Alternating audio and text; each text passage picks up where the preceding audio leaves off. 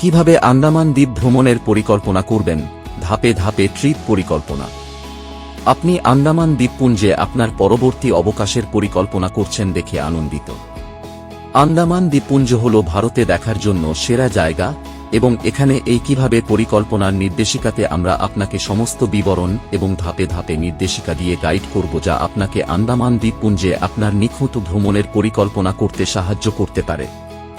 আন্দামান দ্বীপপুঞ্জে একটি সপরিকল্পনা ভ্রমণের সময় নিচের প্রধান জিনিসগুলি বিবেচনা করা প্রয়োজন এবং আপনাকে বাজেটে আসার জন্য নোট করা দরকার। আমরা দ্বীপগুলিতে আপনার ভ্রমণের খরচের পরিকল্পনা এবং গণনা করার একটি সহজ উপায়ও সরবরাহ করব। আন্দামান দ্বীপপুঞ্জে ভ্রমণের পরিকল্পনা করার সময় এটি আপনাকে সময় বাঁচাতে সাহায্য করতে পারে। আপনার নিখুঁত আন্দামান দ্বীপ ভ্রমণের পরিকল্পনা করতে ধাপে ধাপে। ধাপ 1, আপনি কখন আন্দামান দ্বীপপুঞ্জে যাওয়ার পরিকল্পনা করছেন তা চিহ্নিত করুন। আন্দামান দ্বীপপুঞ্জ দেখার সেরা সময় সেপ্টেম্বর থেকে মে। পিক সিজন অক্টোবর-মার্চ পর্যন্ত চলে।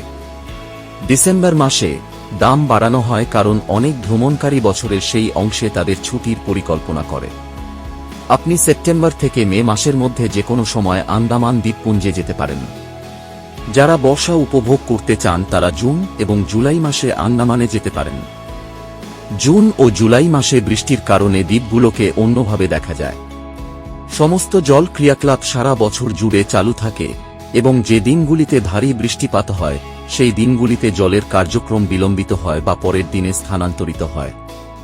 ভ্রমণের সময় আন্দামান দ্বীপের আবহাওয়া কেমন?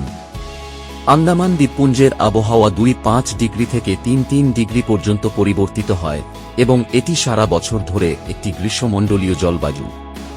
এমনকি সর্বোচ্চ গ্রীষ্মকালেও তাপমাত্রা অনুসারে দ্বীপের নাতিশীতোষ্ণ তাপমাত্রা প্রায় 30-35 ডিগ্রি। ধাপ 2, আন্দামানে যেতে কত দিনের প্রয়োজন? আন্দামান দ্বীপপুঞ্জের মানচিত্র শেয়ার করা হবে কত দিনের প্রয়োজন তার একটি দৃষ্টিভঙ্গি দিতে। আন্দামান দ্বীপপুঞ্জ উত্তর, মধ্য এবং দক্ষিণ আন্দামান দ্বীপপুঞ্জে বিভক্ত। আন্দামান দ্বীপপুঞ্জে ভ্রমণকারী বেশিরভাগ লোক দক্ষিণ আন্দামান দ্বীপপুঞ্জে যান যা পোর্ট ব্লেয়ার, হ্যাভলক এবং নীল দ্বীপকে আচ্ছাদিত করে। আন্দামান দ্বীপপুঞ্জের ফ্লাইট টিকিট আপনার ভ্রমণের তারিখের উপর ভিত্তি করে সত্যিই ব্যয়বহুল হতে পারে। আপনি পোর্ট ব্লেয়ারে যে বিমানবন্দরে অবতরণ করেন তাকে বীর সাভারকর আন্তর্জাতিক বিমানবন্দর বলা হয় এবং কোড টিএক্স।